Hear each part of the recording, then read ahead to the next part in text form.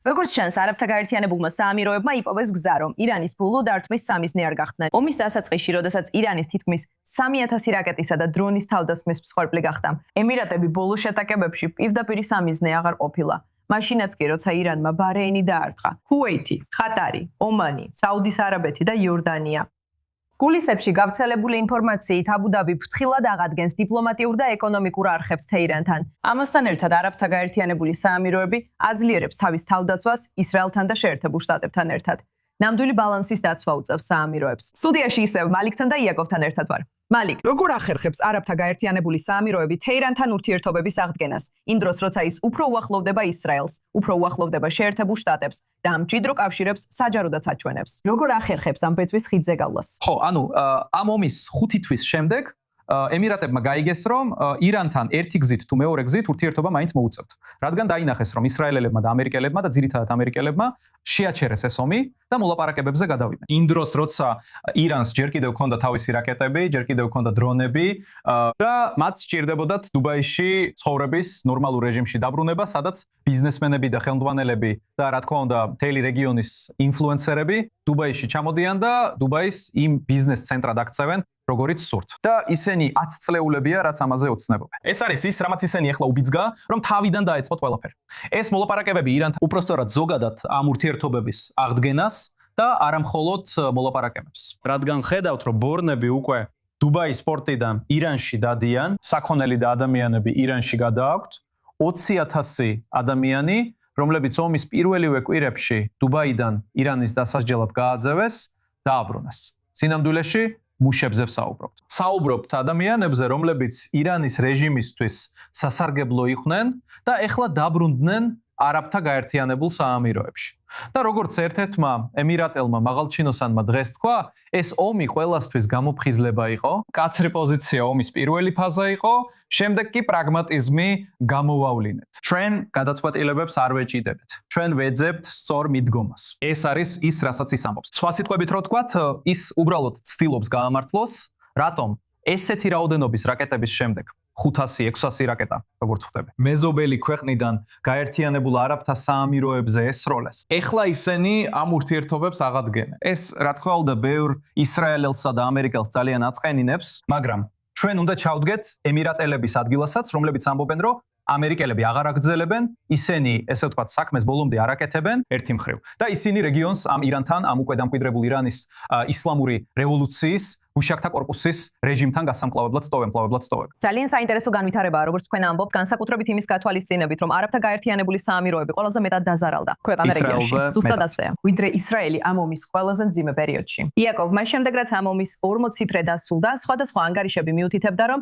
არაბთა გაერთიანებულმა საამიროებმა მართლაც პირდაპირ უპასუხეს ირანს. არაბთა გაერთიანებული საამიროებისგან ოფიციალური დადასტურება არ ყოფილა, მაგრამ თუ გავითვალისწინებთ ამ გავრცელებულ ცნობებს, შეიძლება ეს ასევე შეცვალოს ირანის გათვლები და სხვა სპარსეთის ყურის ქვეყნებზე სროლაც დაიწყოს, გარდა საამიროებისა, რადგან როგორც იუწყებიან, ირანმა იცის, რომ ემირატები პასუხობენ. კარგი, არ ვიცი, შეცვლის თუ არა ეს მათ გათვლებს, მაგრამ ვფიქრობ, ეს აჩვენებს თეირანში გადაწყვეტილების მიმღებებს, რომ მათი მცდელობები სპარსეთის ყურის ქვეყნების შეაშინონ და აშშ-გან დააშორონ, ფაქტობრივად არ მუშაობს. ისინი ცდილობდნენ სპარსეთის ყურის ქვეყნებს სანანებლად გაეხადათ გადაწყვეტილება.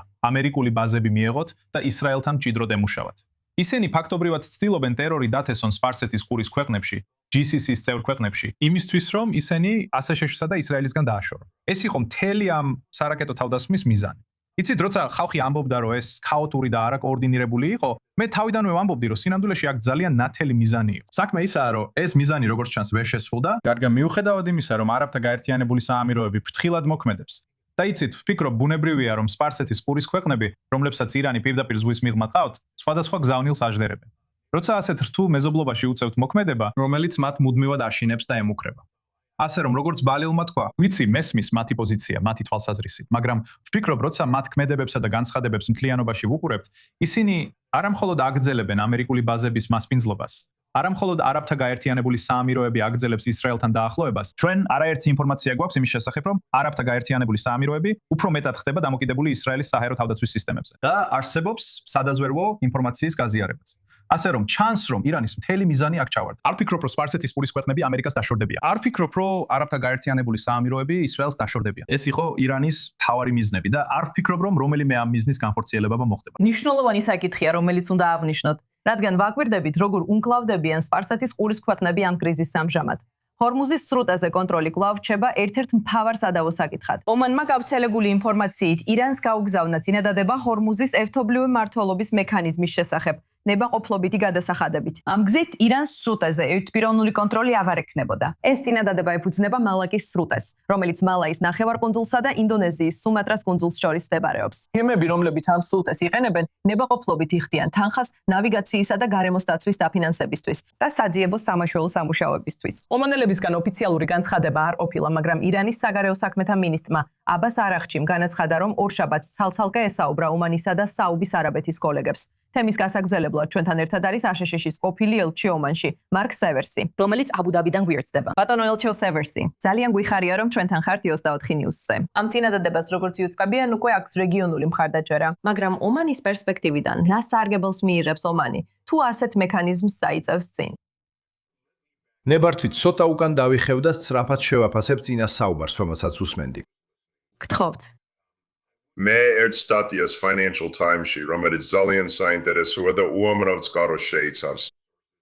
მაგრამ მე ამას არ მივიღებდი, როგორც არაბთა გაერთიანებული საამიროების პოლიტიკის საბოლოო აღწერას. არსებობს განსხვავებები, რა თქმა უნდა, დუბაის შორის, რომელიც ძალიან უკვე ათწლეულებია ეკონომიკურად ძალიან მჭიდროდ არის დაკავშირებული ირანთან და ჰყავს ძალიან დიდი ირანული მოსახლეობა და აბუ-დაბი, რომელიც პოლიტიკური დედაქალაქია. და სად, რასაც მე მეუბნებიან, ირანის მიმართ აბსოლუტურად არ არსებობს ნდობა. ეს არ ნიშნავს, რომ მათ არ აქვთ არხები საუბრისთვის და გარკვეული სახის ურთიერთობისთვის. მაგრამ მე ცოტა სკეპტიკურად უყურებ ემირატების პოლიტიკაში ცვლილებების მასშტაბს. ეს მიმიყვანს ომანის საკითხზე. ნახეთ, ომანელები და ირანელები თითქმის კონფლიქტის დასაწყისიდან საუბრობენ ჰორმუზის სრუტის ერთობლივ მართვაზე. გონია რომ უკვე მარტის შუა რიცხვებში იყო, როცა ომანის პირველი დელეგაცია თეირანში წავიდა ამ საკითხის განსახილველად. ომანელებმა დაახლოებით ერთი კვირის წინ საკმაოდ მსგავსი იდეა წამოაყენეს და შემდეგ მათ ბალისტიკური რაკეტებით დაარტყეს. ძალიან ახლოს ემირატების საზღვართან მუსანდამის ნახევარკუნძულზე, რომელიც ომანის იმ ტერიტორიას წარმოადგენს, რომელიც ჰორმუზის სრუტეს ესაზღვრება. ეს რომ აშკარად ძალიან რთული თამაში მიმდინარეობს აქ ომანელებსა და ირანელებს შორის. ირანელები ცდილობენ დააშინონ და ზეწოლა მოახდინონ ყველასზე. და როდესაც ირანის საგარეო საქმეთა მინისტრი ამბობს, რომ რეგიონული მხარდაჭერა არსებობს ამისთვის, მართლა მეპარება ეჭვი. ის ფაქტი, რომ შესაძლოა საუდის არაბეთთან ჰქონდათ საუბარი, არ ნიშნავს, რომ რეგიონული მხარდაჭერა არსებობს. ძირითადი საკითხი აქ არის ის, რომ არავის სურს ირანმა შეინარჩუნოს ჰორმუზის სრუტის კონტროლი ამ ყველაფრის დასრულების შემდეგ და არავის სურს მისცეს მათ უფლება და აწესონ გადასახადები, რასაც ისინი კვლავ ამტკიცებენ, რომ ამის უფლება აქვთ. თავარი ის არის, რომ ირანს არ ექნება ექსკლუზიური კონტროლი ამ წყალგზაზე. მაგრამ ამ წინადადების მიხედვით წერია, რომ მას მართავენ სპარსეთის ყურის ქვეყნები, კონკრეტულად ომანი და ირანი. მაგრამ ვინ იტყვის რა ხდება კულისებში? ირანი ხომ არ აიძულებს ან ქვეყნებს, რომ მაინც შეინარჩუნოს სრული კონტროლი, თუნდაც ეს ოფიციალურად არ იყოს ასე მითითებული. ზუსტად ეს გახდა მემორანდუმის ჩავარდნის მიზეზი. შეერთებულმა შტატებმა პრეზიდენტმა ტრამპმა იფიქრა, რომ ირანთან შეთანხმება ჰქონდა და რომ ისინი არ ესროდნენ გემებს სრუტეში და ის გაიხსნებოდა. ომანელებსა და ირანელებს თავიანთი ინტერპრეტაცია ჰქონდათ, რომლის მიხედვითაც მემორანდუმი მათ უფლებას აძლევდა სრუტის კონტროლზე და იქ არის ტექსტი, რომელიც ამ ხედვას ამყარებს. არ ფიქრობ, რომ ეს კარგად იყო მოლაპარაკებული. და როცა დაინახეს, რომ აშშ-ის საზღვაო ფლოტი ომანის წყლებში გემებს აცილებდა, მათ მათგან ცეცხლი გახსნეს. და სწორედ ამან უპიցქა დონალდ ტრამპს, რომ რამდენიმე კვირის წინ დაბომბვა თავიდან დაეწყო. ასე რომ მე მჯერა ირანის სანდო არ არის. ვფიქრობ ეს არის აზრი. არ ვიცი, ნამდვილად აშშ სამხედრო ძალები ასე ფიქრობენ. მგონია, რომ აშშ-ს ადმინისტრაცია ამ საკითხზე ნაწილობრივ გაყოფილია და ვფიქრობ, ეს მოსაზრება ყურის ქვეყნებშიც უმრავლესობისაა. მაშ, რა გარანტიებს ეძებდნენ სპარსეთის ყურის ქვეყნები და შეერთებული შტატები, რომ ეს ისევ მემორანდუმებით არ დასრულდეს? პირადად მე ვფიქრობ, რომ უნდა გავაგზავნოთ ირანის შესაძლებლობების დაშლა, რათა მათ ვერ შეძლონ გემებზე თავდასხმა. ეს იყო ბოლო 2 კვირის დაბომბვების მთავარი მიზანი, შემდეგ კი შეწყდა. ვფიქრობ, ეს არის სწორი გზა, უნდა გავაგზავნოთ ეს. მაქსიმალურად უნდა დავასუსტოთ ისინი. და როცა მიხვდებიან, რომ ესეთ ოპერაციებს ვერ არჯერად ჩაატარებენ, მაშინ შეიძლება უფრო გონივრულად მოეკიდონ მოლაპარაკებას. ეს ჩემი აზრია. კი, სწორია. ელჩო მარკ სევერს ძალიან სასიამოვნოა თქვენთან საუბარი და თქვენი შეხედულებების მოსმენა. იმაზე, რაც ამჟამად ხდება ჰორმუზის სრუტესა და მის გარშემო. გმადლობთ, რომ iOS.news-ზე ჩვენთან იყავით. ჩემთვის დიდი სიამოვნება.